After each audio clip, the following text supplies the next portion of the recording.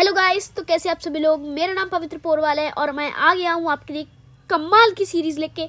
S competitive exams के लिए मैं हिस्ट्री पढ़ाने वाला हूँ। तो मैं बस हिस्ट्री पढ़ाऊँगा और कुछ पढ़ा भी नहीं पाऊँगा क्योंकि मुझे पसंद है। तो उसके लिए हम आज पढ़ेंगे स्टोन एज। मैं जानता हूँ कि हमारी वाली सीरीज़ नहीं आ सकती है साइंस वाली, उसके बारे में बाद में बताऊँगा। तो सबसे पहले पढ़ते हैं। तो हिस्ट्री, अब ये हिस्ट्री का मतलब क्या होता है? हिस्ट्री, और वैसे ही सब कहते हैं वैसे हिस्ट्री बोरिंग। मैं आपको ऐसे पढ़ाऊंगा कि आपको हिस्ट्री बोरिंग ही नहीं लगेगी। हिस्ट्री स्टडी ऑफ पास्ट, मतलब पास्ट जो होता है, हमारा पास्ट था उसकी पढ़ाई के बारे में, हमारा नहीं बाकी लोगों का। तो हम वही पढ़ने वाले हैं। तो हिस्ट्री से सीधे सीधे एक बात आती है कि हिस्ट्री का मतलब यानी पुराना समय, यानी दुनिया जब बनी नहीं थी तो कैसे बनी थी। तो ये तो वैसे पार्ट ज्योग्राफी का होता है, लेकिन हम इसको यहाँ पढ़ाएंगे। तो पहला आता है ओरिजिन ऑफ अर्थ, यानी अर्थ का ओरिजिन कब हुआ था।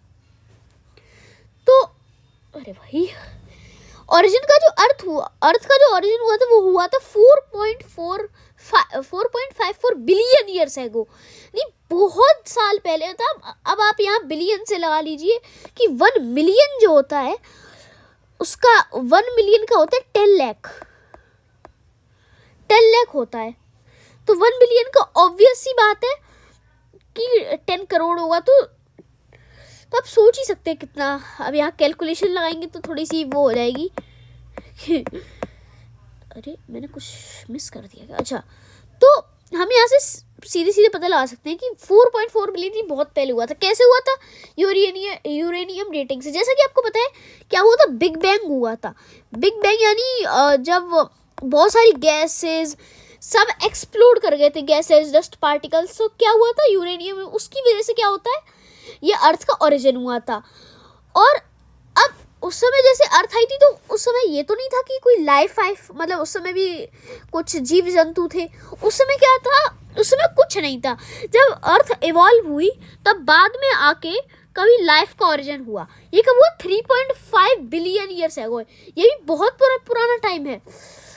और उसमें एक बात होती थी, और देखो हिस्ट्री की एक चीज़ और है, जब एज होती थी, पहले उसको बाद में बताएंगे। Sorry, start of human life कब स्टार्ट हुई?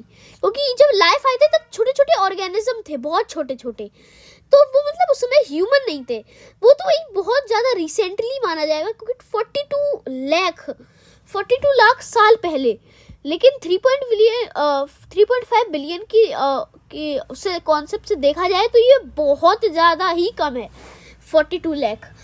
तो आगे चलते हैं। जैसे कि मैं आपको एक किस्सा बताऊं कि हमने दी थी एक क्विज, ज्योमेट्री क्विज। तो उसके हम लोग तो सब पढ़ के चले गए थे, लेकिन ज्योमेट्री के फादर नहीं पढ़ पाए। इन ज्योमेट्री को किसने मतलब ज़्यादा से ज़्यादा ज्योमेट्री, जैसे कि ज्योमेट्री का वो किसने किया है, मतलब क्या बोल सकते हैं हम उसको, जो भी बोले। तो हम उसके फादर नहीं पढ़ पाए। तो ये फादर भी इंपॉर्टेंट है। ये हीरोडोटस है। यहाँ शायद से आपको सही से दिखाई नहीं दे रहा होगा, तो मैं लिख देता हूँ HERODOTUS, हीरोडोटस। ठीक है। और अब पढ़ेंगे स्टोन एज।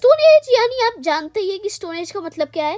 यानी जब पत्थर यूज होते थे, स्टोन जब यूज होता था उस टाइम की एज। अब उसमें आती है एक पैलेलिथिक एज, यानी old stone age. Stone age को असल में 3 पार्ट में डिवाइड किया गया है। ओल्ड स्टोन एज यानी पैलेलिथिक पीरियड, और दूसरा मिडिल स्टोन एज यानी मेसोलिथिक, और न्यू स्टोन एज यानी नियोलिथिक। तो ये जो हमारी ये जो पैलेलिथिक पीरियड है वो कैसे आया? देखो ये सब जो स्टोन एज आई है वो आई है आइस एज के बाद में। अब क्या हुआ था, 4th स्टेज जो था अर्थ का, उसको कहते थे क्वार्टरनरी स्टेज। उसका 2 थे, एक थे प्लिस्टोसेन, उसको डिवाइड किया जाएगा प्लिस्टोसेन और हेलोसेन से। अब प्लिस्टोसेन का मतलब होता है आइस एज, और हेलोसेन का मतलब होता है आइस एज के बाद में।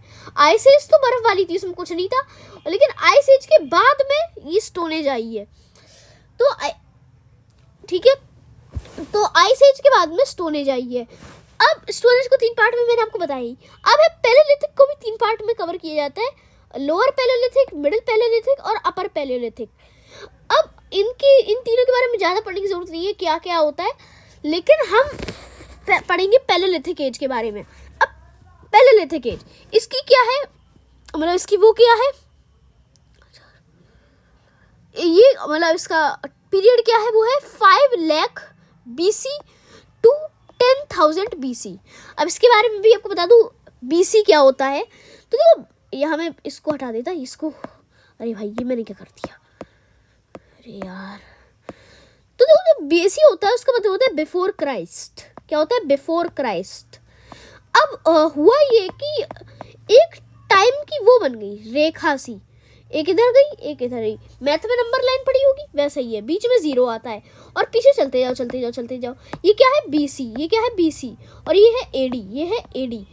अब BC का जो मतलब होता है, इसको मैं हटा देता हूँ, ये थोड़ी सी वैसी हो रही है टेढ़ी मेढ़ी।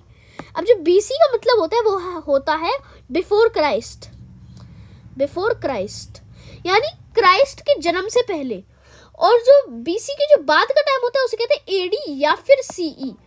अब CE का मतलब होता है क्रिस्ट एरा, होता है क्रिस्ट एरा, यानी जब क्रिस्ट का बर्थ, जीसस क्राइस्ट का बर्थ हो चुका था उसके बाद का एरा, उसके बाद। और एनो डोमिनी का मतलब AD का मतलब होता है एनो डोमिनी, मैंने बता ही दिया आपको। AD का मतलब होता है एनो डोमिनी। अब दोनों का मतलब मीनिंग एक ही है लेकिन बस उसका फुल फॉर्म अलग है, ठीक है। तो ये एक लाइन बनाती जाती है बस। तो जो BC हुई थी बहुत पहले, ये हुई थी ओल्ड स्टोन एज। जब ओल्ड स्टोन एज से पता चले जब पत्थर का यूज करते थे। अब इस टाइम का जो मेन वो होता था टूल, मेन टूल्स होते थे वो होते थे लोअर पैलेलिथिक। मतलब लोअर पैलेलिथिक में जो होता था, क्योंकि जो ऑलमोस्ट जो पैलेलिथिक एज है वो ज़्यादातर वो लोअर पैलेलिथिक में डिवाइडेड है। और जो उसमें यूज होते थे वो होते थे हैंड एक्सेस, क्लीवर्स, एक सेकेंड, हैंड एक्सेस होते थे, क्लीवर्स होते थे और चॉपर्स होते थे, ठीक है। तो चॉपर्स होते थे वो ज़्यादा नहीं, छोटा ज़्यादा मतलब वैसे टूल्स नहीं होते थे ज़्यादा घातक से, बस ज़्यादा मतलब इजी होते थे। मतलब जादूगी ना बड़े हथियार ना ज़्यादा पहने, क्योंकि उस समय ज़्यादा वो नॉलेज नहीं थी। इनको वैसे चॉपिंग टूल्स कहते थे, यानी ये खोदने के लिए, चॉप करने में मतलब इसी काम आते थे। अब इनका डिस्ट्रीब्यूशन देखते हैं, जो ज्योग्राफिकल डिस्ट्रीब्यूशन है इनका वो बहुत बड़ा था। मतलब लगभग पूरा इंडियन सब कॉन्टिनेंट ही कर दिया था। कश्मीर वैली, सोहन वैली, राजस्थान, महाराष्ट्र, मध्य प्रदेश नीचे तक पहुंच गए थे। और इन्होंने क्या प्रैक्टिस किया था, क्योंकि बहुत सी ऐसी चीज़ें होती थी जैसे फूड गैदरिंग है, हंटिंग है और डोमेस्टिकेशन है। वो डोमेस्टिकेशन इस पीरियड में नहीं हुई थी लेकिन आगे के पीरियड में हुई थी, ये बात है। लेकिन इस पीरियड में हंटिंग और फूड गैदरिंग, हंट करते थे एनिमल्स को। लेकिन इस समय जो होते थे, जो हंटिंग एनिमल्स होते थे, जो होते थे वो होते थे बड़े, बहुत बड़े होते थे। लेकिन वहीं आप मेसोलिथिक पढ़ोगे तो उसमें ये मतलब छोटे एनिमल को हंट करने लगे थे ये जीने के लिए। और ये ज़्यादा सिंपल स्टोन टूल्स बनाते थे, जैसे मैंने बोला था किसली बनाते थे, हंटिंग के लिए, खुदाई करने के लिए, डिगिंग, काटने के लिए और जो भी पर्पस हुआ इनका। और ये कैसी नोमैडिक लाइफ, यानी नंगे पुंगे रहते थे, ये उनका कुछ काम नहीं होता। मतलब ये ऐसे ही चड्डी भी नहीं पहनते थे, पता नहीं गजब इंसान थे ये। वैसे भी इन सब उस टाइम पे कुछ पता नहीं होता था। तो और ये वही माइग्रेट कर जाते थे जहाँ पानी, मतलब हाँ पानी ज़रूर, पानी जहाँ इजीली अवेलेबल होता है, प्लांट और एनिमल्स होते हैं जहाँ ज़्यादा, वही मारे खा जाओ ख़त्म, क्योंकि उस समय डोमेस्टिकेशन तो आई नहीं थी। हाँ, और मैं आपको एक और बात बता दूँ कि ये जो टेक्निक, मतलब जिस टेक्निक से बनाए जाते थे ये टूल्स, वो होते थे फ्लेक टेक्निक। अब इसका मतलब ये होता है कि एक पत्थर को हमें शेप देना है, ये मान लो वो पत्थर है और हम इसके ऊपर एक और पत्थर रखेंगे नुकीला सा, जिसका एक एंगल पे, उसके ऊपर एक और पत्थर रख देंगे। अब इस पत्थर को हम बार बार आगे पीछे करते रहेंगे, जिसकी वजह से ये पत्थर, यहाँ नुकीला पत्थर अंदर खोदता रहेगा, उसकी वजह से ये शेप बन जाता था। ये थी फ्लेक टेक्निक, ठीक है। आगे चलते हैं, अब आगे चलेगी तो आगे, अरे भाई ये क्या आ गया। अब इनकी साइट्स के बारे में जरा ध्यान दे देते हैं। तो पैलेलिथिक और मेसोलिथिक में जो साइट्स होंगी उसको हम ज़्यादा पढ़ने की ज़रूरत नहीं है, हम न्योलिथिक की साइट्स इंपॉर्टेंट है, उसको हम डिटेल में पढ़ेंगे। अब साइट पढ़ेंगे तो सबसे पहले एक है सोन वैली। जो भी पाकिस्तान में है, बेलन वैली जो अभी यूपी में है, भीमबेटका जो भीमबेटका है वो ऑलमोस्ट पैलेलिथिक और मेसोलिथिक दोनों में है, या पैलेलिथिक और मेसोलिथिक दोनों में है, क्योंकि ये बहुत बड़ी साइट है। इसको मैं लिख देता हूँ यहाँ, इसमें लिखा नहीं है, क्या कहते हैं उसे, अरे भाई ये क्या कर दिया, इसमें लिखा नहीं है कि इसके वो कौन थे, क्या कहते हैं इसको, क्या कह सकते हैं हम लोग, हाँ इसको वो एक्सकेवेट किसने किया था, इसको एक्सकेवेट किया था वीएस वकांकर ने। किसने किया था? वीएस वकांकर ने। ये लिखा नहीं है, मैं बड़ा टेढ़ा मेढ़ा लिख रहा हूँ, लेकिन याद रखना वीएस वकांकर ने किया था। और एक है बिडवाना, वो राजस्थान में है, बोरी महाराष्ट्र में, हुनासागी जो गुफाएं हैं वो कर्नाटक में, लूनी वैली जहाँ लूनी नदी के किनारे हुए जो वैली है उसकी, लूनी नदी की वो राजस्थान में, पुरुलिया वेस्ट बंगाल में, और नेवासा महाराष्ट्र में। बेलम केव्स के बारे में कुछ बात है, बेलम केव्स के बारे में। ये जो बेलम केव्स हैं ये largest and longest cave system है, ये याद रखना, largest and longest cave system. ये कहाँ है? कुरनूल आंध्र प्रदेश में है। कहाँ है? कुरनूल आंध्र प्रदेश में। अब एक बात है, इस कुरनूल केव्स में क्या मिला है? ऐश यानी राख। क्या मिला है? राख मिली है। अब राख तो यही बता रही है कि मतलब फायर डिस्कवर हो गई थी इस पीरियड में, फायर की डिस्कवरी हो चुकी थी। अब आगे चलते हैं। एक इम्पॉर्टेंट बात है, ऑस्ट्रिच एग जो है, ऑस्ट्रिच एग जो होते हैं उसके जो शेल्स होते हैं, शेल, वो पाटने महाराष्ट्र में पाएंगे। पटना नहीं, वो तो बिहार में है। पाटने महाराष्ट्र में मिले हैं ऑस्ट्रिच एग के अंडे की, मतलब वो शेल ऊपर की कवरिंग होती है, वैसे भी अंडा कहाँ बचेगा, शेल ही बचेगा। ये वो, और ये क्या है? पैलेलिथिक साइट है। तो इससे ये पता चला कि मतलब वो ऑस्ट्रिच को हंट या उनके अंडे छुड़ाते थे। तो हमने इंट्रोडक्शन, अभी आगे चलते हैं। हाँ, अब आती है मेसोलिथिक साइट। अब इसका क्या है? इसका है 12,000 BC तो 10,000 BC। मैंने आपको बताया था BC का मतलब क्या होता है। अब इस टाइम में माइक्रोलिथ यूज होने लगे। माइक्रोलिथ यानी वो क्या कहते हैं? छोटे छोटे, बहुत छोटे टूल्स, जो छोटे होते, बहुत छोटे टूल्स होते थे, और जो बाकी के होते, मतलब वैसे भी मैंने कहा था थोड़े टूल्स बड़े करते थे, लेकिन माइक्रोलिथ कुछ ज़्यादा ही छोटे। अब यहाँ लिखा है इनका जो साइज होता था वो 1 से 8 सेंटीमीटर तक का होता था, ज़्यादा नहीं होते थे।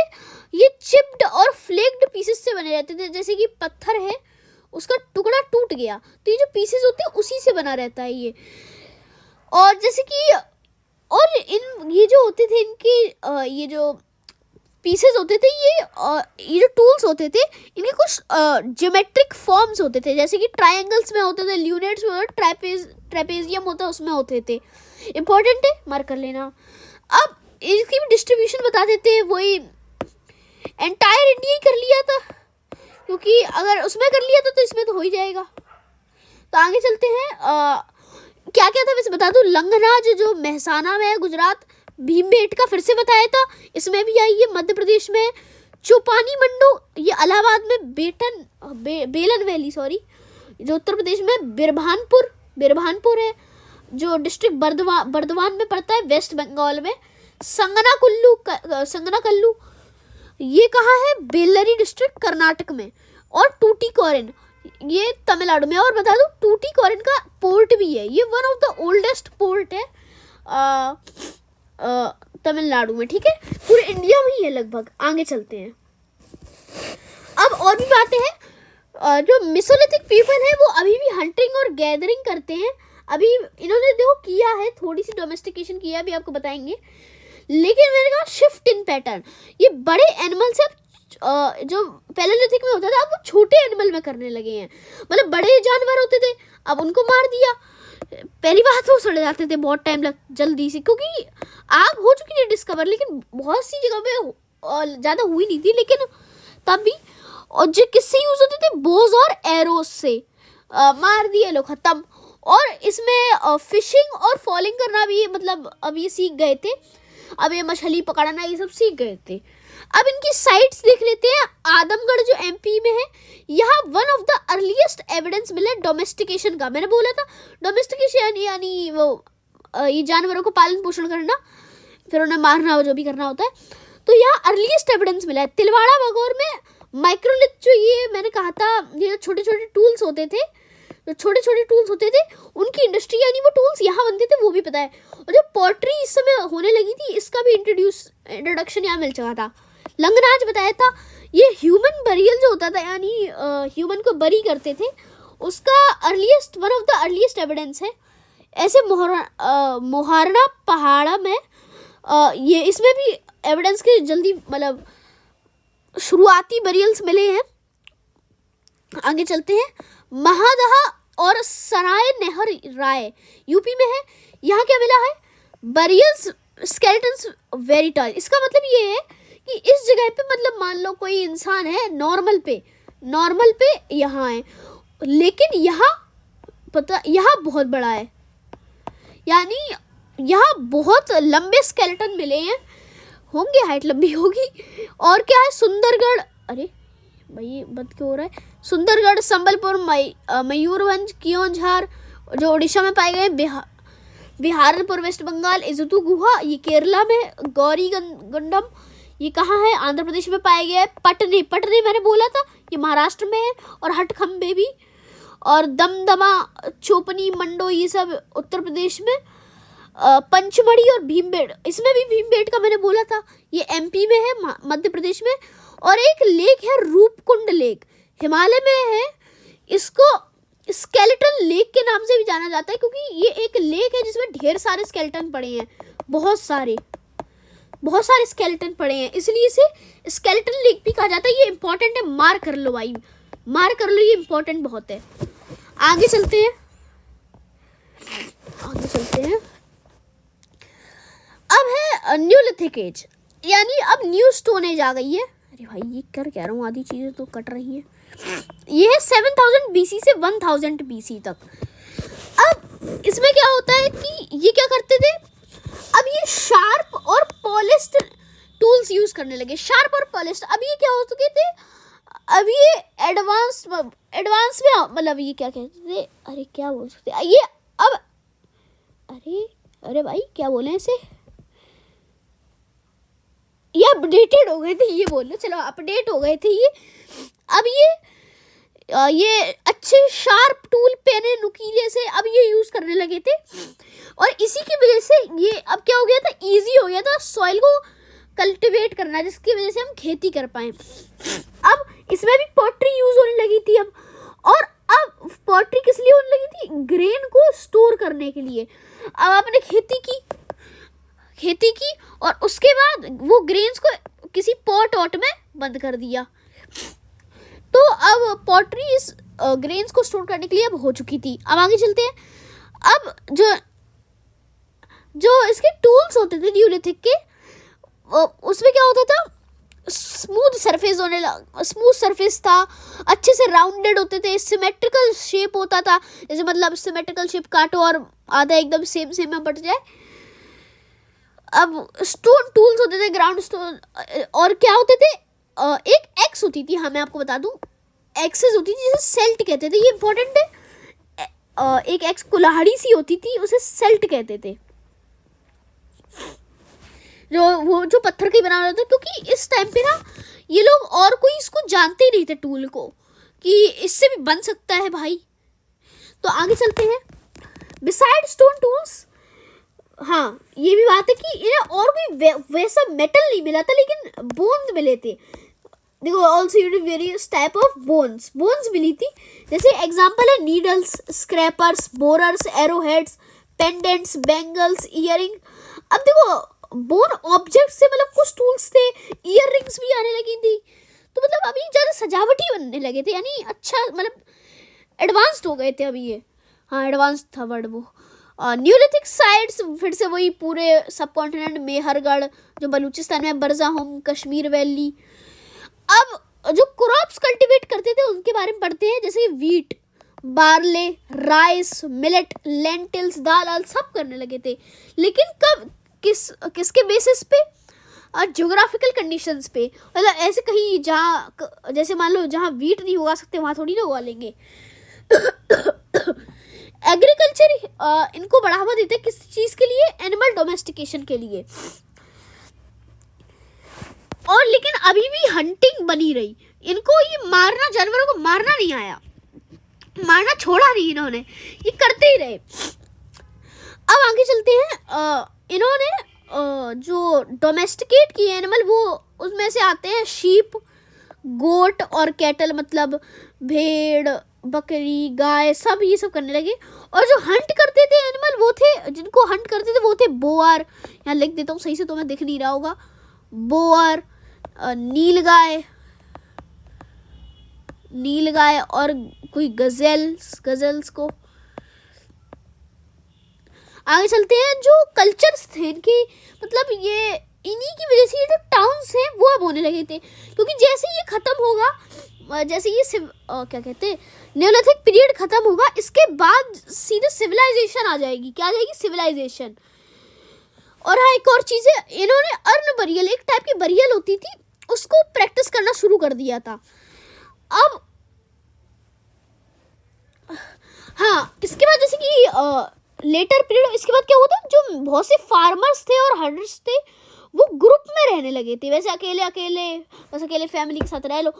और उनको क्या कहते हैं? ट्राइब्स आज भी है हमारे इंडिया में, जैसे बहुत सी है, भिल ट्राइब, गोंड ट्राइब, बहुत सी हैं। तो अब इनकी साइट्स के बारे में पढ़ते हैं।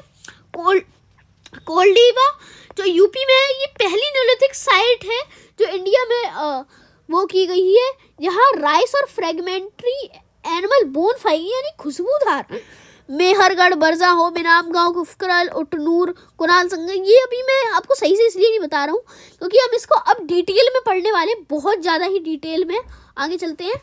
अब यहाँ देख सकते हैं, अब यहाँ मेहरगढ़, इनाम गांव, कैटल होयुक, बरजा होम, गुफकरल, हल्लूर, दाउजली एडिंग, ये सब है। उससे पहले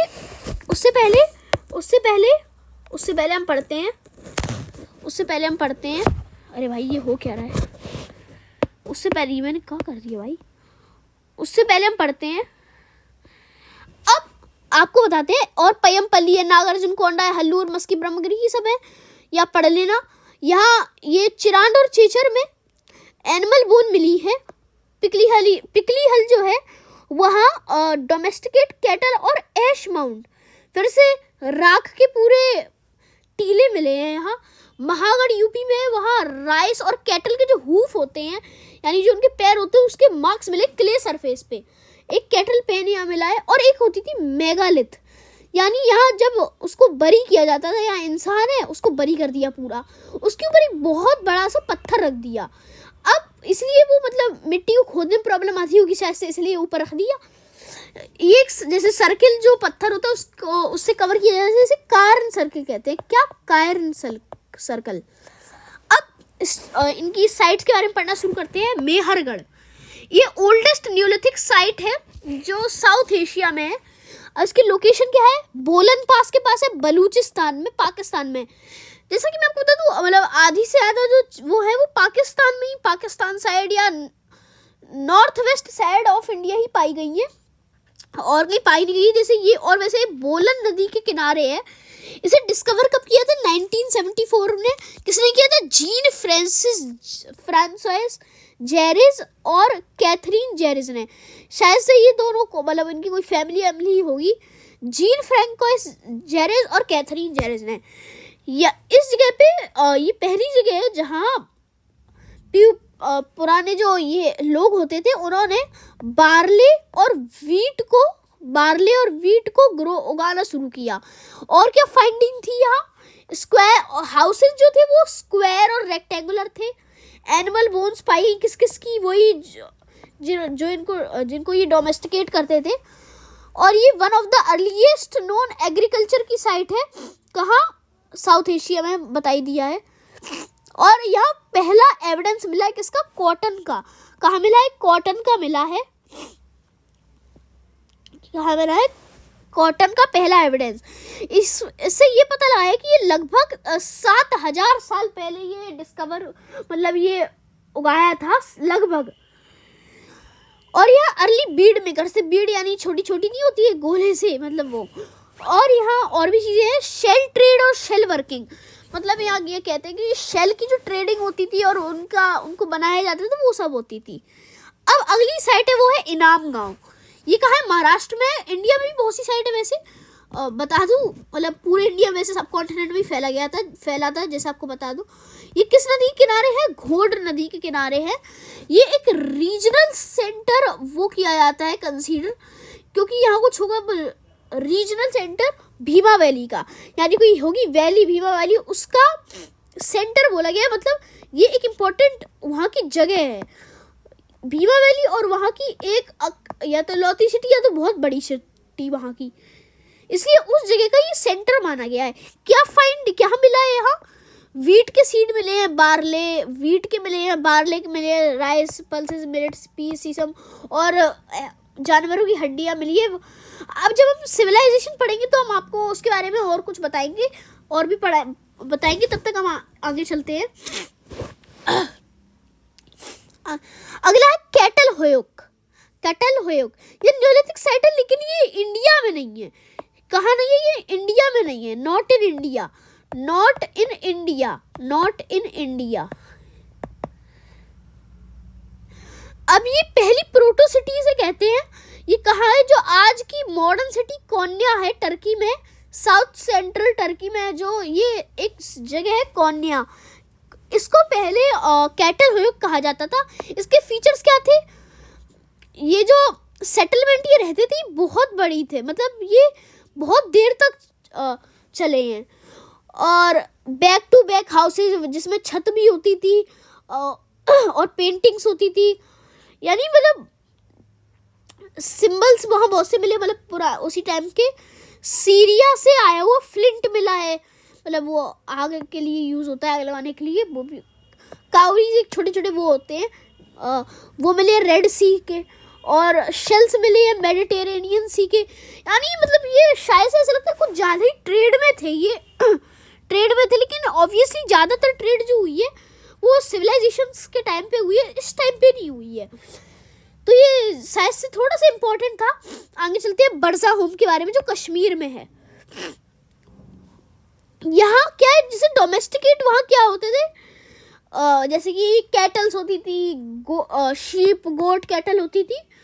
लेकिन यहाँ डॉग पाए गए हैं, जिसको डोमेस्टिकेट किसको करते हैं? डॉग को। और जैसे कि कोई होगा, वही जो भी होगा इसका मालिक होगा, उसके साथ उसके डॉग को भी दफना दिया जाता था भाई। तो यहाँ लिखा है बरीड विथ मास्टर्स। अरे भाई ये क्या हो गया? ये वैसे प्लेस ऑफ बर्च ट्री कुछ है। ये कहाँ है? श्रीनगर से 16 किलोमीटर वेस्ट में ये है बर्जा होम।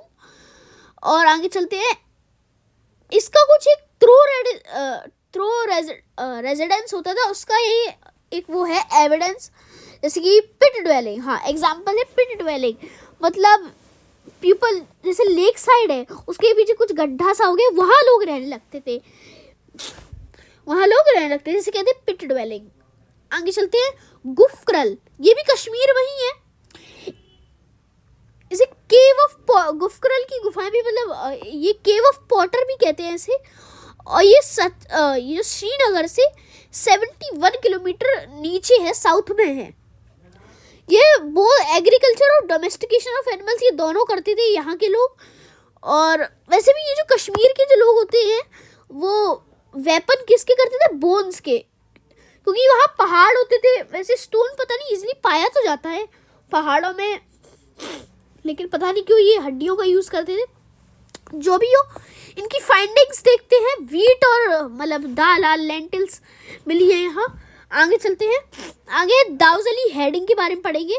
ये कहाँ है? असम में है, मतलब सॉरी हल्लूर पढ़ रहे थे, दाऊजली हेडिंग आ गई हम, पता नहीं। कर्नाटक में है हल्लूर।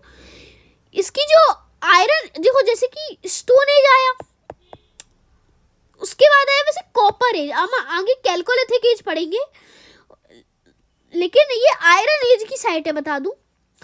फिर इसके बाद क्योंकि पहला जो मेटल था वो डिस्कवर वो कॉपर ही था।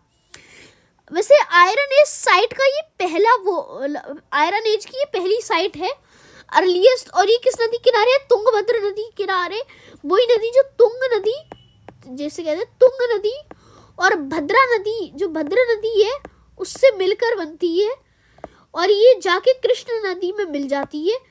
वो हम आगे बाद में, वो हम कभी ज्योग्राफी में पढ़ेंगे। यहाँ क्या मिला है?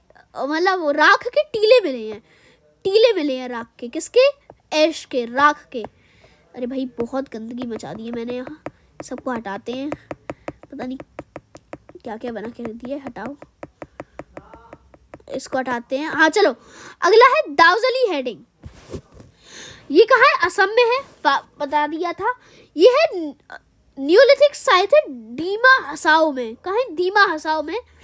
हसाओ बड़ा अजीब सा नाम है। फॉर्मरली एक जगह है नॉर्थ चाचर हिल्स। ये दीमा हसाओ एक डिस्ट्रिक्ट है, वो कौन सी हिल में पड़ता है? नॉर्थ चचार हिल्स में।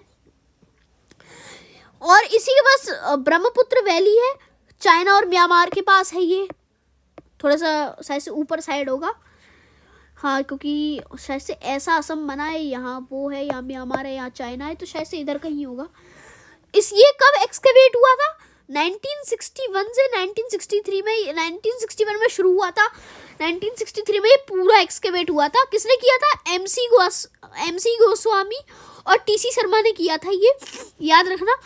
अब यहाँ क्या क्या मिला है? जेडेट के स्टोन मिले। जेडेट एक टाइप का ग्रीन कलर का एक एमरल्ड टाइप का कुछ होता है, जेडेट, वो मिला। और 4 प्रकार की सिरेमिक मिली हैं, cord marked, insist, stemmed and plain fine red. अलग प्रकार की वो सिरेमिक्स मिले होंगे उन्हें, रेड वेयर, ये सब मिले हैं। आगे चलते हैं। अब है कैलकोलिथिक, जैसे मैंने बोला था कॉपर स्टोन एज। जब आयरन डिस्कवर नहीं हुआ था लेकिन कॉपर हो गया था और स्टोन भी उसी टाइम पे चल रहा था। ये कब है? 4500 BC टू 3500 BC है, BC तक का है ये। वैसे ये इसमें है कि हड़प्पा सिविलाइजेशन से ये पहले भी था और हड़प्पा को ओवरलैप भी करता है, यानी हड़प्पा के आगे, जैसे मान लो ये हड़प्पा चल रही, हड़प्पा सिविलाइजेशन, और उसी के साथ साथ उसी के आगे पीछे पूरा मिला के ये भी चल रही है, कैलकोलिथिक एज। अब यहाँ क्या यूज़ होते थे? ब्रॉन्ज यूज़ होती थी, लेकिन हल्की ग्रेड की, मतलब ज़्यादा अच्छी क्वालिटी की ब्रॉन्ज यूज़ नहीं होती थी।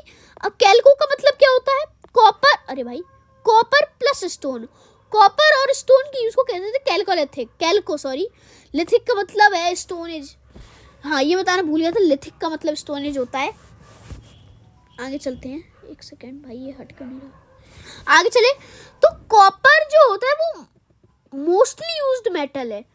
कहाँ? कैलकोलिथिक, यानी कैलकोलिथिक पीरियड में ज़्यादातर, कैलकोलिथिक में ज़्यादातर क्या बना है?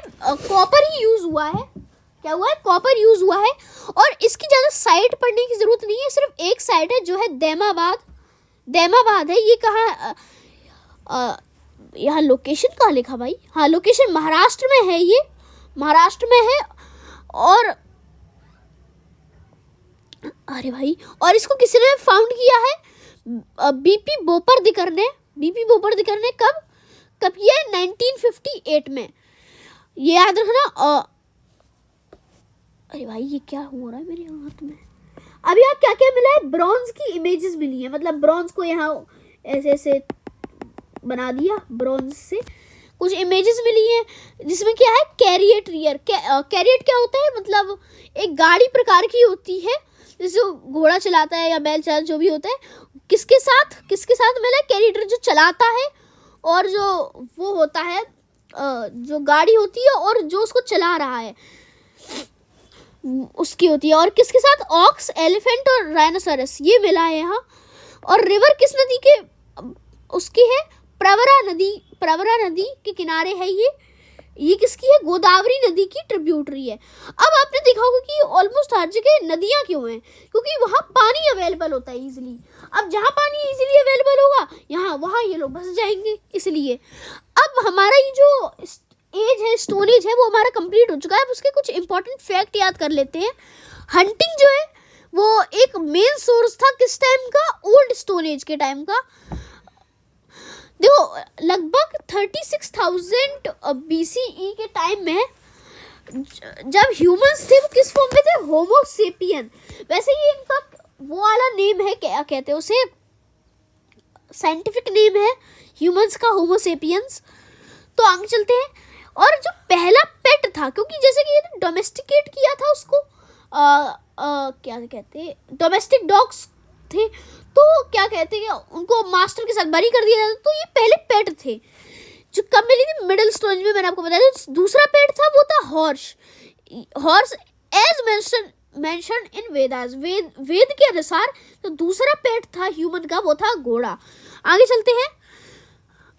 यहाँ जैसे ह्यूमन जानते थे, मैंने क्या बोला था, ह्यूमन जानते थे कि ये जो आग है वो ओल्ड स्टोन एज में ये जानते थे, लेकिन ये यूज कब किए, ये यूज किए न्यू स्टोन एज में, यानी न्योलिथिक एज में। जो पहला इंस्टीट्यूट होता है, मतलब जो कॉलेज टाइप का होता है किसका, स्टोन एज कल्चर का, इसका भी एक इंस्टीट्यूट है। ये स्टैब्लिश किया था किसने, रॉबर्ट बूजफुट ने। कहा, इंडिया में। कब, इंडिया कलकत्ता में, यानी कोलकाता में। कब, 1863 में। पहला इंस्टीट्यूट किसका, स्टोन एज कल्चर का। आगे चलते हैं। और पहला वेपन क्या है ह्यूमन का, स्टोन, आप जानते हैं।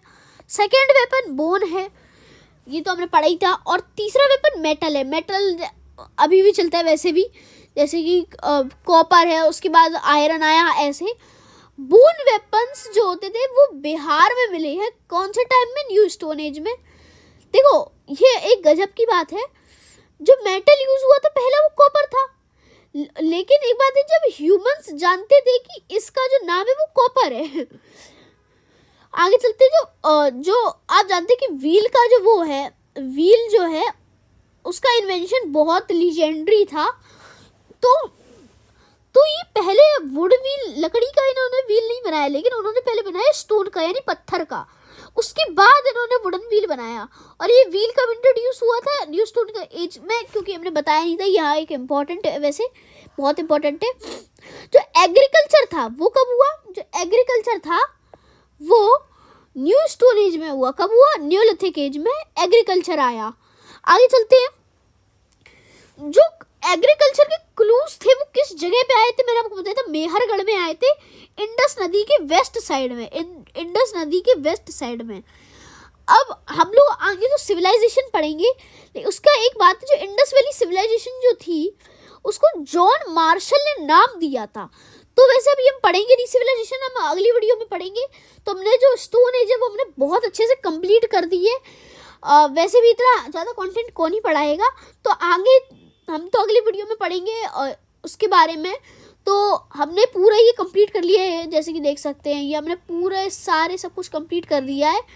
तो हमने पूरी स्टोन जो पूरी अच्छी तरीके से कवर कर दी है, ये बहुत इंपॉर्टेंट है, काम आएगी। तो हमने तो ये कर लिया। और अब कहते हैं कि वो साइंस वाली का मैं बता दूँ, साइंस वाली सीरीज़ के हमारे PDF नहीं मिल रहे हैं, इसलिए हम नहीं ला पाएंगे।